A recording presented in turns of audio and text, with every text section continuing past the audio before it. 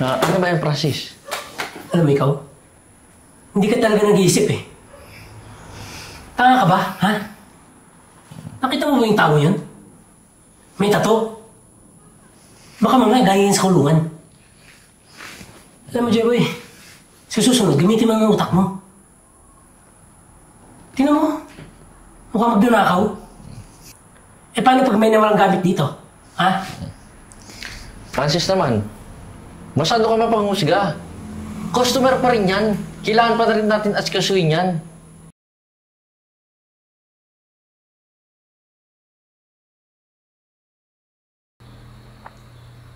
Francis, balita ko kung sino doon makakabenta nitong bahay. May komisyon. 1,000,000. Ako, Jeboy, sigurado ako. Ako makakabenta ng bahay na to. Siyempre, matagal na ako sa trabaho. Tsaka, yung komisyon, sa akin yung mapupunta.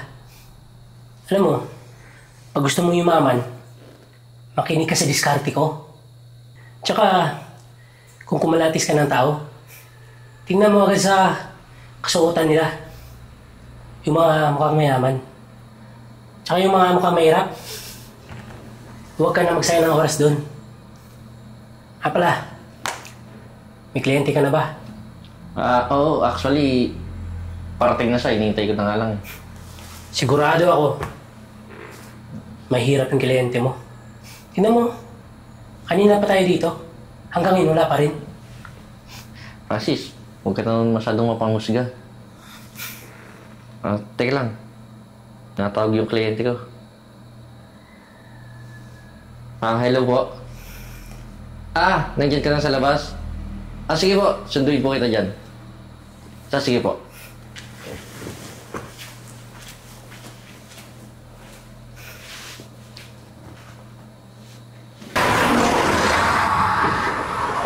Sir. Pasok po. Pasensya na, medyo na traffic ako eh. Sige, okay lang, sir. Tara, sa loob tayo para mapag-usapan natin yung pagbili mo ng bahay. Ito ba yung bahay na nakita ko sa picture? Oo po, sir. Ito po yun. Maganda pala, no? Ang laki ah. Opo. Pero mas mabuti pa, sir. Sa loob tayo. Sige. Sige, sir. Opo. Maganda rin yung loob ah. Saka mukhang bago pa talaga. Oo, sir. Kung ano nakita mo sa picture, walang pinagbago sa personal, sir. Jeboy, mag-usap na tayo. Teka lang po, sir. Hindi, okay lang.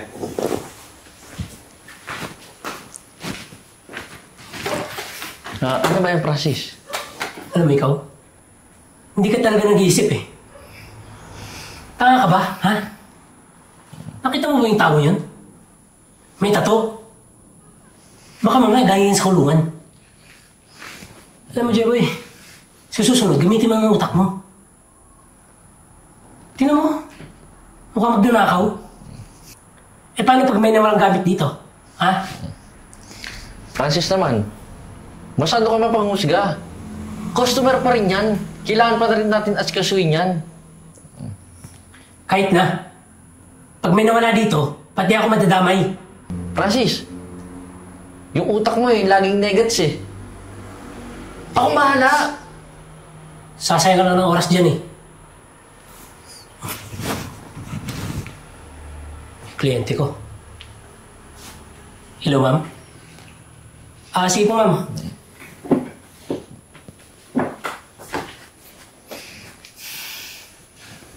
Sir.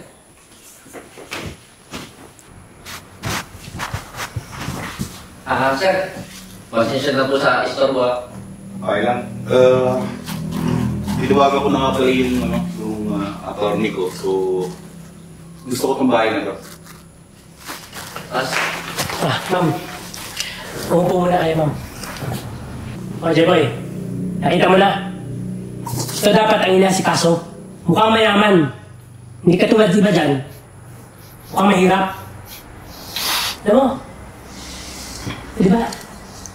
Umubas ka na. Sasayang mo na ng oras dito eh.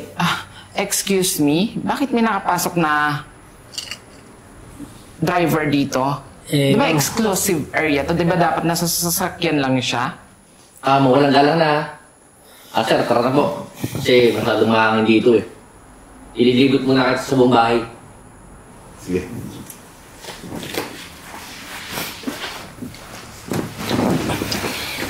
So, ma'am, nakita niyo naman po yung bahay, di ba? Napakaganda, maliwalas. So, eto na pala yung nakikita ko sa picture. Pwede na. Kahit pa paano, pwede nang tirhan ng 3 tao. Hindi naman siya ganun kalaki. Sakto lang yung space. And sakto lang yun din yung ganda ng design. Pwede nang tirhan ng mga katulong ko. Ma'am, nagkakamali po kayo. Meron pa pong second floor. Pwede po natin akyatin. Ay, tama ka. Kasi need ko din ng second floor eh. Kasi paglalagyan ko ng mga, alam mo na, yung mga stocks ng mga business, yung mga product ko. And then, pwede ko din gawing bodega. Ako, ma'am, napakayaman niyo siguro, no? Pero yun nyo, laki ng bahay, para lang sa tulong. Oh my gosh. Ayun. Ma'am, tara, sa taas po tayo. I-check na po natin yung kwarto. Sige. Ma'am, nakita naman po yung view, di ba? Napakaganda. Tsaka itong design ng bahay, ma'am. Ginawa po to sa Japan. Sigurado ako, magugustuhan niyo to. Oh my gosh. Masyado naman atang maliit yung essence of humor mo sa mga bagay-bagay. Ito na yung maganda sa'yo. But don't you worry, kasi pwede naman na eh. Ayos na din. Pwede na din siyang lagyan ng mga, alam mo yun, pwede siyang gawing reception dito pag kunyari nag-shoot kami. Diba? Tsaka yan, ayan nakikita ko yung mga lupain na yan, yung mga pinyahan na yan. Pwede ko rin yung bilhin. Gagawin ko sana yung zoo. Tsaka yung mga pinyahan na yan, gagawin ko palayan. Yun pala, ma'am eh. Oh, ano ma'am, bibili mo na yung bahay. Total, itong farm na to, binibenta na rin. Binibenta yan. Yes po. Sige, bilhin mo na. Wait lang po, ma'am ah. Hello? Yes, ma'am. Sino ba yung kausap ko? Sige po. Hoy, Yes. sinasabi mo ba yung oras ko? Ha? Bakit? Ano? Hindi ka yung kliyente na kausap ko. Kliyente? Anong kliyente? Ano ba nagsasabi mong kliyente? Siguro magnanakaw ka, no? Ano bang nanakaw? Ano ba? Kanina, mate-mate mo sa akin. Tinuturo mo pa ako dito kahit alam ko na kung anong lugar to. Huwag ka na magkaila. Kausap ko yung kliyente ko. Ano ba kliyente pinagsasabi mo? Yung bibili ng bahay. Yung bibili ng bahay ng amo ko. So, ibig sabihin, pupunta na siya dito. So, hindi ikaw pala yun? Akala mo ako yung kliyente? Hindi! Paano ako magiging kliyente? Ako lang naman yung, dito, landlady. Ano? Ako yung nagbabantay ng bahay.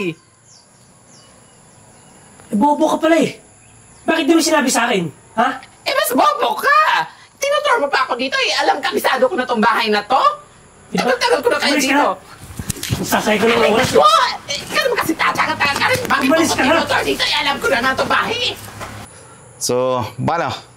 Maraming salamat ha. Congrats, sir. Thank you po. Atid na kita, sir. Francis.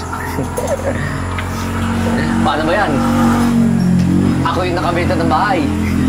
And ibig sabihin, sa akin yung 1,000,000. Ay, kasi hirap sa'yo eh. Porket ganun yung suot, lalait-laitin mo na. Di mo na asikasuhin. Paano ba yan? May 1,000,000 na ako. Ikaw, nga pa rin. J-Boy. Ang tagal-tagal mo na dito eh. Di mo ginagamit yung utak mo. Pala, J-Boy. Humingi ako ng tawad sa'yo. Baka pwede, balatuhan mo naman ako. Ito nga, 50 mil. Kapal naman na mukha mo. Eh, kung naitin mo nga ako kanina, di ba? Tapos ngayon, hihingi kang balato? Bahala ka dyan. Kaya sa susunod, Dot, matuto ka na. At magbago ka na. Paano? Magsa-celebrate muna ako. Pa-party-party kasi may 1 milyon ako eh. Paano ba yan? Diyan ka muna. Hanap ka ulit ng bagong kliyente na mukhang mayaman pero hindi naman pala bibili. Sige na.